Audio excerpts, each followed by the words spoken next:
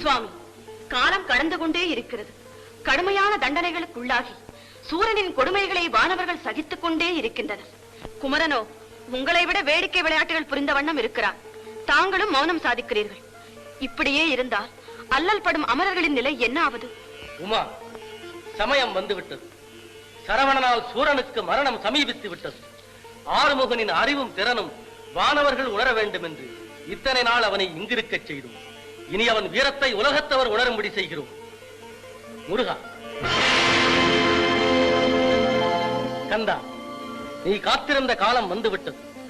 நன்றி கொன்றவனை அழித்து எங்கு முன்னால் நன்மை உண்டாகும் நேரம் நெருங்கிவிட்டது. இன்றே புறப்படு. இதுவே தருணம். சூரனை அழித்து வானவர்களுக்கு வாழ்வு கொடு. தந்தையே, தங்கள் கட்டளைக்காகவே காத்திருக்கிறேன்.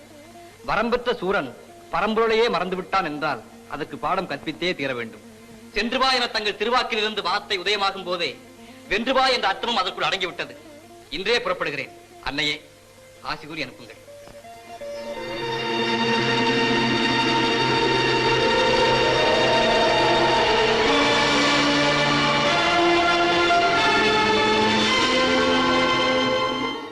முருகா, எனது வல்லமையால் உருவாக்கப்பட்ட சக்தி வேல் இது. வெல்ல முடியாத பகையெல்லாம் இந்த வேலை கொண்டு வென்றுவிடு. முடிவில் வீரவேலை வீசி சூரனை சம்ஹாரம் செய்.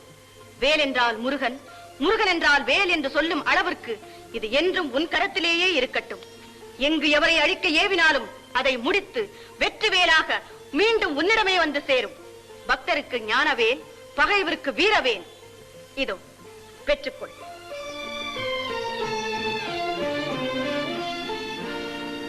வேலவா, வேலோடு செல்லும் உன்னுடன் ஒரு மாபெரும் வீரனையும் துணையாக அனுப்புகிறேன். வீரபாகு, நீயும் உன் சகோதரர்களும் பூதப்படைகளுக்கு தலைமை தாங்கி முருகனுக்கு துணை புரியுங்கள். வெற்றி வேலனுக்கு துணை வீரபாகு என்ற தத்துவத்தை மறக்காமல் வெற்றி வெற்றி என்று சென்றவிடமெல்லாம் சிறப்படையுங்கள். தக்க சமயத்தில் பக்தர்களை காக்கும் இறைவா, ஆணவ பேயாகி ஆடுபவர்களை எல்லாம் முடிவில் ஆட்டி வைத்து அடக்கி வைக்கும் தலைவா, உங்கள் திருக்கண் அசைந்தால் போதும், அசைத்து விடுவோம் அசுரர்களை. செய் என்று ஒரு வார்த்தை உங்கள் திருவாக்கில் இருந்து வந்தால் போதும், பொய்யர்களை அழித்து மெய்யுணர்வை நிலைவரச் செய்கிறோம். தாயே, சுத்தி நில்லாதே போ பகையே, துள்ளி வருகிறது வேறு என்ற தாரக மந்திரத்தை சொல்லி சொல்லி தீமையை ஒழித்து பெண்மையின் தன்மையை பீடத்தில் ஏற்றி விடுகிறோம். அன்னை பராசக்தியே ஆசி கூறி அனுப்புங்கள். வெற்றியோடு திரும்புங்கள். எமது பூரண நல்லாசிகள்.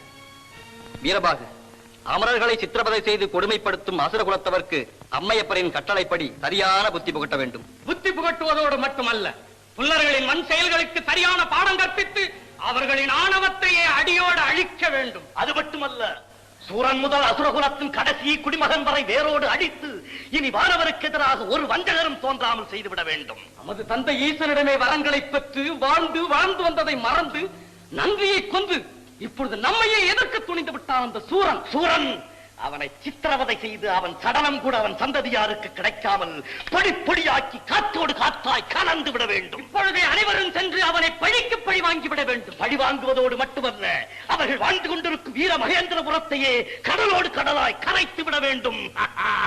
வில்லிலும் வாளிலும் வல்லவர்கள் என்ற வீராப்போடு தலை நிமிர்ந்து எதிரே வந்தால் வேலுண்டு பயமில்லை என்ற தாரக மந்திரத்தை மனதிலே கொண்டு வெற்றி வாகை சூடி வருகிறோம். வேலவா, செந்தூரமிட்டு வாழ்த்தி அனுப்புங்கள் எங்களை. வீரபாகு, அசுரர்கள் தான் அறிவை இழந்து அடாத செயல்களை செய்து வருகிறார்கள் என்றால் நாமும் மாத்திரப்படுவது முறையல்ல. வேலவா, நல்லோர்க்கு நல்வழியில் சென்று நன்மை எடுத்துச் சொல்ல வேண்டும். தீயோர்க்கு அவர் வழியே நாமும் சென்று புத்தி புகட்ட வேண்டும். அதுதான் முறை. பிறக்கும் போதே தீயவர்களாக யாரும் பிறந்து விடுவதில்லை. இறக்கும் போது நல்லவர்களாக எல்லோரும் இறந்து விடுவதும் இல்லை. அதைவிட தவறான பாதையில் செல்பவன் வழியை பின்பற்றினால் அவனிலும் நாம் தாழ்ந்தவனாகி விடுகின்றோம். வழியோடு செல்ல வேண்டும் என்று சொல்லும் தாங்கள் அசுரர்களின் சிறையிலே அடைபட்டு இன்னல்களை அனுபவித்துக் கொண்டிருக்கும் வானவர்களின் நிலையும் சற்று சிந்தித்து பார்க்க வேண்டும். வீரபாகு, இன்னலுக்கு பிறகுதானே இன்பம். இன்பம், அந்த இன்பத்தை வானவர்கள் நிரந்தரமாக அனுபவிக்க வேண்டும் என்றால் அவர்களை அல்லல்படுத்துவோரை அழித்தே தீர வேண்டும். அழிப்பதற்கு முன் தீயவனே திருந்திவிட்டான். அவனாவது திருந்துவதாவது. வீரபாகு, சூரன் இன்று தீயவனாக இருக்கலாம், ஆனால் அன்று ஈசனிடம் மிகுந்த பற்றுதல் உள்ளவனாக இருந்திருக்கிறான். தன் சக்தியை தவிர வேறு எந்த சக்தியாலும் உனக்கு மரணமில்லை என்று நமது தந்தையாரே அவனுக்கு வரம் கொடுத்திருக்கிறார் என்றால் அவனது பக்தியை என்னவென்று பாராட்டுவது?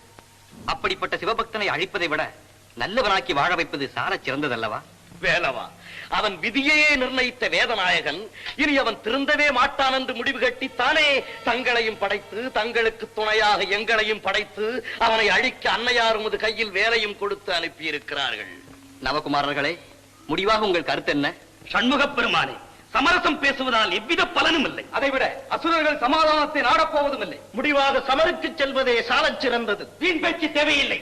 சூரனை வதைத்து நீதியை காக்க வேண்டும். அதற்கு வல்லமை தந்திடுவாள் அன்னை பராசக்தி வாழி என்றே துதித்து வென்று வருவோம் பகையை. வேலவா, விடை கொடுங்கள். வீரபாகு, போருக்கு செல்வதற்கு முன் நான் உனக்கு ஒரு கட்டளை இடுகிறேன். அதன்படி நடக்கிறாயா? உத்தரவிடுங்கள். நான் மட்டும் தனியே சென்று விலங்கிட்டு சூரனை மட்டும் இங்கு கொண்டு வந்து நிறுத்தவா? வேண்டாம். ஒரு முறை சூரனிடம் நீ தூது சென்று வா. தூதா? நேர்மையாக நடக்கும் போருக்கல்லவா தூது? வீரபாகு, சொன்னதை செய். ஆத்திரப்படாமல், அமைதிக்கு பங்கம் வராமல் தூதுவனுக்கு உண்டான இலக்கணப்படி நடந்து கொள். வானவரை விடுதலை செய்து வஞ்சக செயல்களுக்கெல்லாம் மன்னிப்பு கோரினால் வாழலாம், இல்லை களத்தில் சந்திக்கலாம் என்று சொல். வெற்றிவேல்!